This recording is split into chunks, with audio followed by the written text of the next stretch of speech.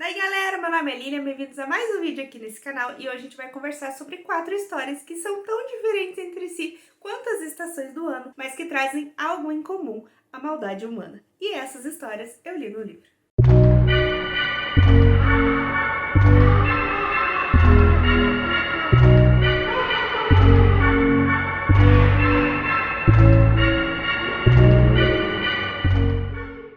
E o livro que a gente vai conversar aqui hoje é 4 Estações, do mestre Stephen King, que foi publicado originalmente em 1982, com o título original de Four Seasons. Antes de a gente ir então para a resenha desse livro aqui, que eu já adianto que é maravilhoso, eu gostaria de convidar vocês a se inscrever no canal, se ainda não é inscrito, e também curtir, compartilhar e ativar o sininho para receber aí as notificações sempre que tiver vídeo novo aqui pelo Li no Livro. Então, bora lá!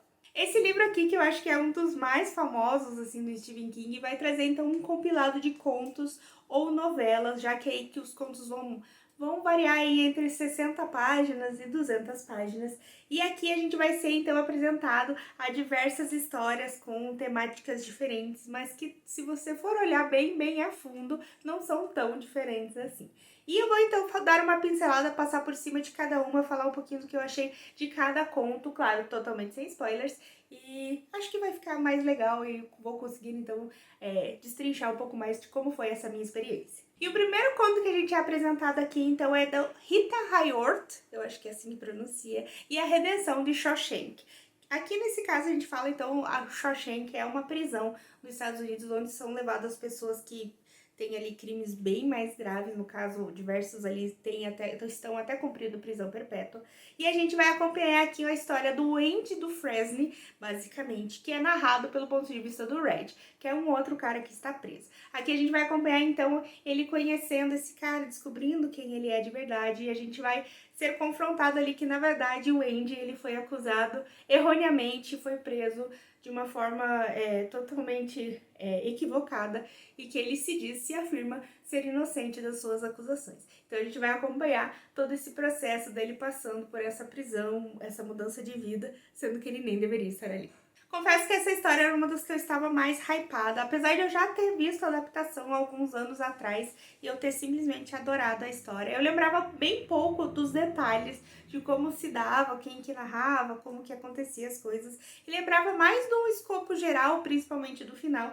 Então eu estava bastante curiosa, bastante ansiosa para saber como seria ver essa história, no caso, lendo ela, e em vez de assistir. Se você já assistiu a adaptação e você for ler esse conto depois, você vai perceber que ele é extremamente bem estruturado, que a história é muito bem encaixadinha, muito bem amarrada, sendo que se você já souber o que vai acontecer no final, você vai vendo que ao longo da narrativa ele vai dando diversas pistas do que vai acontecer em sequência, o que é muito legal, e foi uma experiência muito bacana mesmo já conhecendo a história. Eu achei extremamente interessante que no momento que eu fiz a leitura desse livro eu estava lendo, né, e ainda estou lendo O Conde de Monte Cristo, e é extremamente interessante como tem diversas inspirações nessa história que vão trazer ali, vão remeter ao Conde de Monte Cristo, e eu não sabia, assim, nada sobre isso quando eu assisti o filme, por exemplo, então é extremamente legal de você já conhecendo as duas histórias, você vê ali os links que tem e o quanto o Stephen King fez um trabalho sensacional.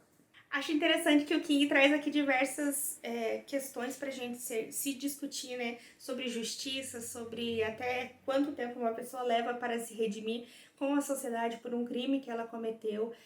Nesse caso aqui, a gente vai ter o personagem do Andy, como eu disse, que ele se autodenomina inocente, né, e que a gente vai ver ao longo do livro que as chances são bem grandes disso acontecer. Mas é interessante, assim, levantar outro tipo de discussão em que, tá, ok, a gente tá vendo um personagem que realmente é inocente e tudo mais. Mas e os outros que não são? Será que realmente eles não mereciam uma segunda chance? Será que uma vez cometido um erro, a pessoa basicamente tem que conviver com aquilo pro resto da vida? Porque tem diversos personagens que a gente vai ver aqui que foram presos, por exemplo, durante os seus 20 anos e já estão com 60, 70 anos. As pessoas nem sabem mais como é viver fora daquela prisão, elas nem entendem mais como é a sociedade. Se você pensar ainda que se passa mais ou menos na década de 60, uma pessoa que foi presa lá na década de 1910, 1920, o tanto que o mundo mudou nesse período que ela estava presa, a forma como vai ser difícil ela se readaptar, é extremamente interessante, levanta diversas discussões e principalmente no caso ali dos Estados Unidos, que tem, né, a prisão perpétua, que as pessoas basicamente vão ficar presas para a vida inteira. Então, é bem interessante, eu acho legal como não é exatamente o foco da narrativa, mas levanta essas questões de todo o sistema carcerário dos Estados Unidos. Infelizmente, eu achei que eu poderia ter aproveitado muito mais essa história se eu tivesse lido ela de cara, tipo, já sabendo, através da adaptação, me quebrar um pouco a alegria de descobrir o que iria acontecer com os personagens, e eu acho que quebrou um pouco dessa experiência que eu tive. Não foi exatamente ruim, porque o conto é muito bom, mas eu acho que eu já sabia muita coisa, já tinha visto muita coisa, então acho que pra quem tiver um contato diretamente no livro com essa história vai gostar muito, muito mais. Como eu falei anteriormente, esse conto tem uma adaptação que foi intitulado aqui no Brasil como Um Sonho de Liberdade, que foi lançado em 1994, que é um filme que eu já adianto que é muito, muito, muito bom. Inclusive aí tá nos tops assim, de notas do IMDB, sempre tá lá em cima, porque o pessoal em geral gosta muito dessa adaptação. Mas eu não vou falar muito sobre a adaptação, porque vai ficar um vídeo muito gigante, já que são 4 contos. E eu vou trazer então vídeos pequenos falando mais sobre a adaptação do que eu achei, comparando então com um conto com um pouco de spoilers. Então vem aí no próximo mês, fiquem de olho se vocês quiserem saber tudo que eu achei de Um Sonho de Liberdade. O segundo conto que a gente vai ter contato aqui vai ser O Aluno Inteligente, em que tem um menino ali de, acho que 12, 13 anos, se eu não me engano, que ele descobre registros de um cara que se diz americano, um velhinho, um senhor ali, mas na verdade por ele gostar muito do tema da Segunda Guerra Mundial, ele acaba reconhecendo nesse cara que na verdade ele foi um general nazista e que tá ali se passando por outra pessoa, se escondendo então nos Estados Unidos. E ele vai então começar a pedir pra esse cara contar pra ele tudo que ele fez, tudo que ele passou, né? Passou não, né? O que ele fez os outros passar nos campos de concentração, meio que como de uma forma de uma chantagem, mas ele vai ver que talvez ele não estivesse tão preparado assim para escutar tudo que esse senhor tem para contar. Esse conto foi bastante difícil para eu fazer a leitura porque a temática dele é extremamente pesada, é extremamente nojenta. Você vê que teve pessoas que fizeram isso, pessoas que realmente quiseram fazer o que fizeram lá, né, na Alemanha nazista, nos campos de concentração, como é o caso desse personagem, que é extremamente desprezível. E é extremamente difícil para mim fazer a leitura disso, ficar totalmente imparcial, aceitar os fatos históricos, mesmo que seja, né, um personagem fictício. Mas, enfim, depois de um tempo, assim, eu fui superando um pouco e, assim, tentando conseguir continuar na leitura. Como eu disse, o nosso protagonista, ele vai ter 13 anos e ele vai começar a escutar essas histórias que o cara tem pra contar, que esse senhor tem pra contar. E é difícil um pouco ficar, assim, comprar totalmente a ideia do conto, já que o menino de 13 anos meio que não sabe o que faz.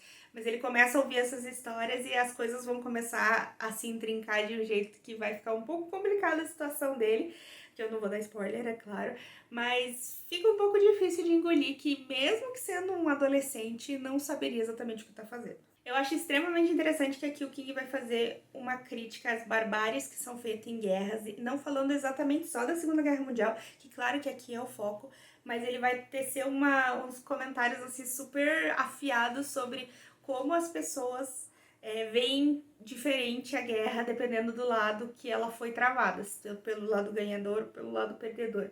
Então é extremamente interessante. Eu vou ler para vocês um trecho aqui que eu achei simplesmente demais. Os soldados americanos que matam inocentes são condecorados pelo presidente, recebidos de volta em seu país, com desfiles e festas após executarem crianças e atearem fogo a hospitais. Recebem jantares, chaves da cidade e ingressos grátis para partidas de futebol. Só os que perdem são julgados como criminosos de guerra por seguirem ordens e diretrizes.